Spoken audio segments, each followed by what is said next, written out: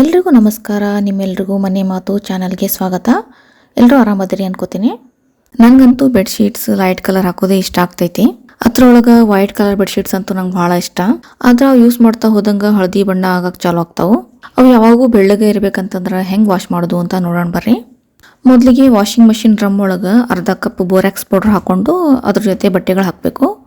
ನಂತರ ಮಾಮೂಲಾಗಿ soap ಡಿಸ್ಪೆನ್ಸರ್ನಾಗ soap ಹಾಕಿ fabric softener ಹಾಕೋ ಕಡೆ 1 ಕಪ್ ವಿನೆಗರ್ ಹಾಕಬೇಕು. ಹೈಯೆಸ್ಟ್ ಡಿಗ್ರಿ ಟೆಂಪ್ರೇಚರ್ನಾಗ ವಾಶ್ ಮಾಡಬೇಕು. ನಮ್ಮದು 90 ಡಿಗ್ರಿ ಸೆಲ್ಸಿಯಸ್ ಐತಿ. ಆ ಸೆಟ್ಟಿಂಗ್ನಾಗ ನಾನು ವಾಶ್ ಮಾಡಾಕ್ತೀನಿ. ನಾ ಎವ್ರಿ ವಾಶ್ನಾಗ ಹಿಂಗೆ ಮಾಡೋದಿಲ್ಲ. ಅದರ ಈ ಟಾವೆಲ್ ಆಗಲಿ ಬೆಡ್ಶೀಟ್ಸ್ ಆಗಲಿ ಬಿಳಿ ಕಲರ್ದು ಸ್ವಲ್ಪ ಎಲ್ಲೋ ಆಗ್ಯಾವ ಅನ್ಸಕತ್ತಾಣ ಈ ಥರ ವಾಶ್ ಮಾಡ್ತೀನಿ.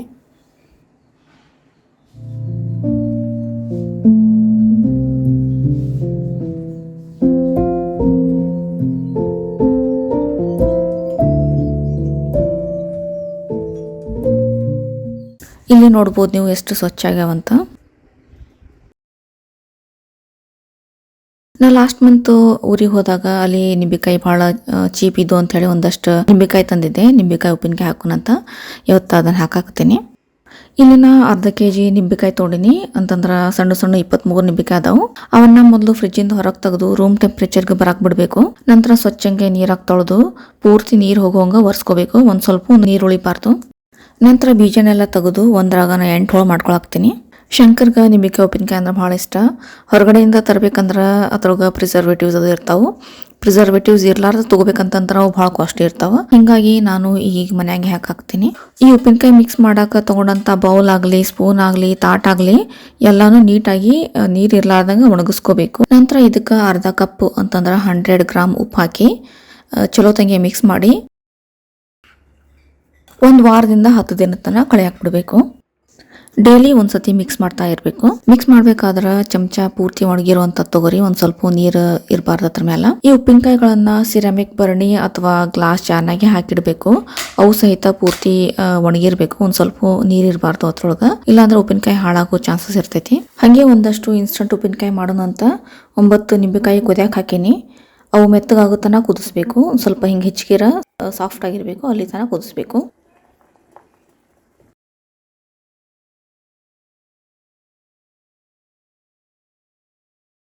ಅವು ಕುದ್ಮೇಲೆ ಆರಿದ ನಂತರ ಚಂದಂಗೆ ನೀರೆಲ್ಲ ಒರೆಸ್ಕೊಂಡು, ಇಲ್ಲಿನೂ ಸಹ ಸ್ವಲ್ಪ ನೀರು ಇರಬಾರ್ದು ಹಂಗೆ ಒರೆಸ್ಕೊಂಡು ಕಟ್ ಮಾಡಿ ಅದಕ್ಕೆ 1 ಚಮಚ ಉಪ್ಪು, 1 ಚಮಚ ಖಾರ, 2 ಚಮಚ ಬೆಲ್ಲ ಹಾಕಿ ಚಲೋ ತಂಗೆ ಮಿಕ್ಸ್ ಮಾಡ್ರೆ ಇವು ಇನ್ಸ್ಟಂಟ್ ಉಪ್ಪಿನಕಾಯಿ ರೆಡಿ ಆಗ್ತಾವು.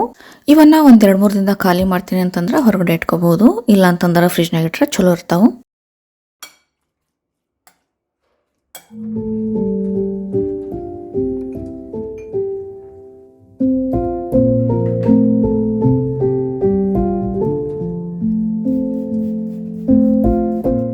ಇದು ಯುಟಿಲಿಟಿ ಡೋರ್ ಮೊನ್ನೆ 1 ವಾರದ ಹಿಂದನೇ ಕ್ಲೀನ್ ಮಾಡೀನಿ. ಮತ್ತೆ ನೀರು ಸಿಡಿದು ಮತ್ತೆ ಕಲಿ ಆಗೈತಿ. ಇದು ದಿನ ಒರೆಸಿದ್ರು ದಿನ ನೀರು ಸಿಡೋದ್ರಿಂದ ಅದು ಕಲಿ ಆಗೋದೆ. ವಿಡಿಯೋ ರೆಕಾರ್ಡಿಂಗ್ ಮಾಡ್ಬೇಕಾದ್ರೆ ಅದು ಸರಿ ಕಾಣಿಸ್ತಾ ಇರಲಿಲ್ಲ.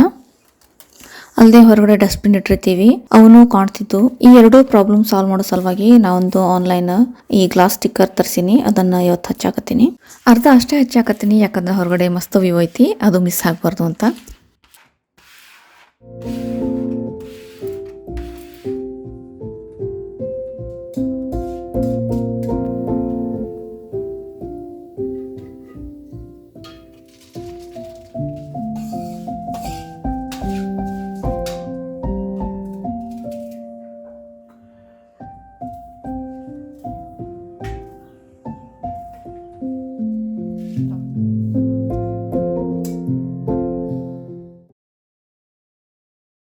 ಇನ್ನು ಇವತ್ತು 2ನೇ ದಿನ. ಇವತ್ತು ನಾನು ವಾಷಿಂಗ್ ಮಷಿನ್ ಕ್ಲೀನ್ ಮಾಡಾಕ್ತೀನಿ.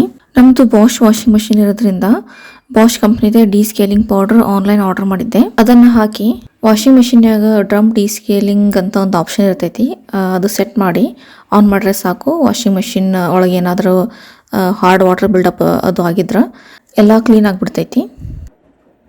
ಈ ಥರ ನಾನು ವರ್ಷಕ್ಕೊಂದ್ಸತಿ ಮಾಡ್ತೀನಿ. ಒಳಗಡೆ ಪೂರ್ತಿ ಸ್ವಚ್ಛ ಮಾಡಿಬಿಡ್ತೈತಿ. ನೀವು ನೋಡ್ಬೋದು ಇಲ್ಲಿ ನೀರು ಎಷ್ಟು ಹೊಲಸಾಗ್ಯಾವಂತ.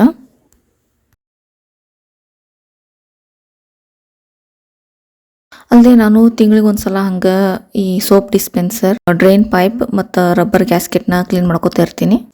ಈ ಥರ ರೆಗ್ಯುಲರ್ ಆಗಿ ಮೇಂಟೈನ್ ಮಾಡ್ಕೋತಾ ಕ್ಲೀನ್ ಮಾಡ್ಕೋತಾ ಇದ್ರೆ ವಾಷಿಂಗ್ ಮಷಿನ್ ಡ್ಯೂರೇಬಿಲಿಟಿ ಜಾಸ್ತಿ ಆಗ್ತೈತಿ ಮತ್ತು ಏನೂ ಪ್ರಾಬ್ಲಮ್ಸ್ ಬರೋದಿಲ್ಲ.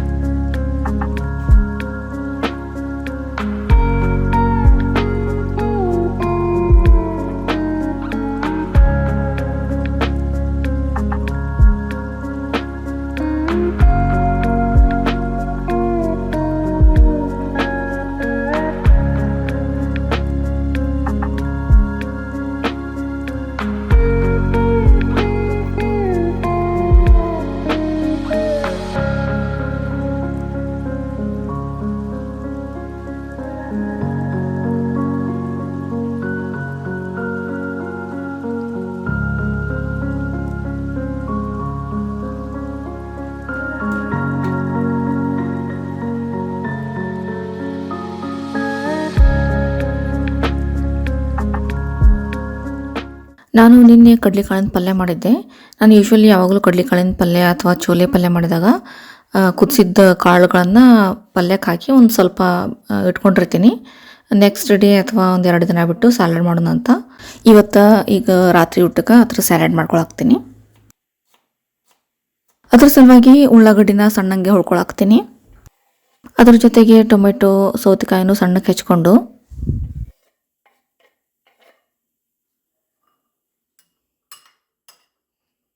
ಇದಕ್ಕೆ ಕುದಿಸಿದ ಕಡಲೆಕಾಳು, ಉಪ್ಪು, ಮೆಣಸಿನಕಾಳಿನ ಪುಡಿ, ಚಾಟ್ ಮಸಾಲ, ಜೀರಿಗೆ ಪುಡಿ, ಸ್ವಲ್ಪ ನಿಂಬೆ ರಸ, ಕೊತ್ತಂಬರಿ ಹಾಕಿ ಮಿಕ್ಸ್ ಮಾಡ್ಕೊಂಡ್ರೆ ಒಂದು ಮಸ್ತ್ ಸ್ಯಾಲಡ್ ತಯಾರಾಗ್ತೈತಿ.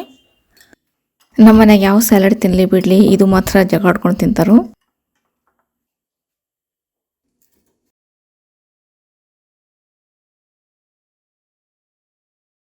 ಇವತ್ತು ರಾತ್ರಿ ಊಟಕ್ಕೆ ನಮ್ಮೂರು ಸೈಡ್ ಕಂಫರ್ಟ್ ಫುಡ್ ಬೇಳೆ ಕುಡಿಸಿದ ಕಿಚಡಿ, ಮಜ್ಜಿಗೆ ಸಾರು, ಸ್ಯಾಲಡ್, ಉಪ್ಪಿನಕಾಯಿ.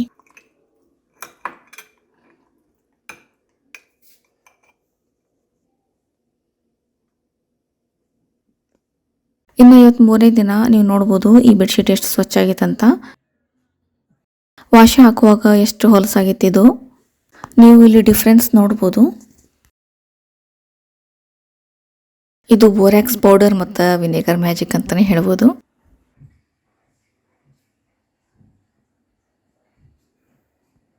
ನನಗೆ ಮೊದಲು ಈ ಫಿಟ್ಟೆಡ್ ಬೆಡ್ಶೀಟ್ಸ್ ಅಂತಂದ್ರೆ ಇಲಾಸ್ಟಿಕ್ ಇರುವಂಥ ಬೆಡ್ಶೀಟ್ಸು ನೀಟಾಗಿ ಮಡ್ಚಕ್ಕೆ ಬರ್ತಿರ್ಲಿಲ್ಲ. ಸೊ ನಾನೀಗ ರೀಸೆಂಟ್ಲಿ ಕಲ್ತೀನಿ, ಅದನ್ನು ನಿಮ್ಮ ಜೊತೆ ಶೇರ್ ಮಾಡ್ಕೊಳಕತ್ತೀನಿ. ಮೊದಲ ಬೆಡ್ಶೀಟನ್ನು ಲೆಂತ್ ವೈಸ್ ಹಿಡ್ಕೊಂಡು ಮೇಲ್ಗಡೆ ಸೈಡ್ ಉಲ್ಟಾ ಮಾಡ್ಕೊಂಡು 2 ಕಡೆ ಕಾರ್ನರ್ನಾಗ ಕೈ ಹಾಕೋಬೇಕು. ಆಮೇಲೆ ಕೆಳಗಡೆ ನೀವು ನೋಡಾಕ್ತಿರಲ್ಲ ಹಾಗೆ ಇರಬೇಕು. ನಂತರ 2 ಕಾರ್ನರ್ಗಳನ್ನು ಜೋಡಿಸ್ಕೊಂಡು ಒಂದ್ರ ಮೇಲೆ ಒಂದು ಹಾಕಬೇಕು. ಈಗ ಮತ್ತು ಲೆಂತ್ ವೈಸ್ 2 ಕಾರ್ನರ್ನಾಗ ಕೈ ಹಾಕಿ ಸೇಮ್ ಪ್ರೊಸೆಸ್ ರಿಪೀಟ್ ಮಾಡಬೇಕು.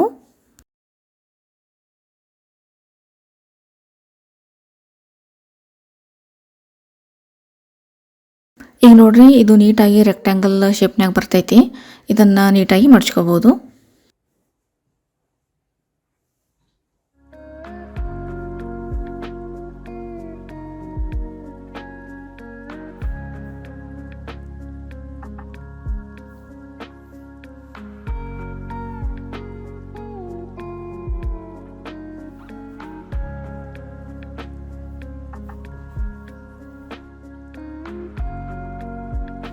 ಈ ಉಪ್ಪಿನಕಾಯಿ ಹಾಕಿ 1 ವಾರದ ಮೇಲೆ ಆಯಿತು.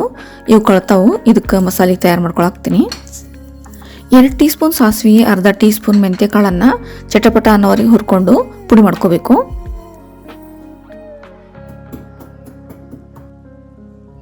ನಂತರ 50 ಗ್ರಾಮ್ ಅಂತಂದ್ರೆ ಅರ್ಧ ಕಪ್ಗಿಂತಲೂ ಸ್ವಲ್ಪ ಕಮ್ಮಿ ಖಾರದ ಪುಡಿ, ಮೆಂತ್ಯ ಸಾಸಿವೆ ಪುಡಿ ಹಾಕಿ ಚಲೋತ್ತಾಗಿ ಮಿಕ್ಸ್ ಮಾಡ್ಕೋಬೇಕು.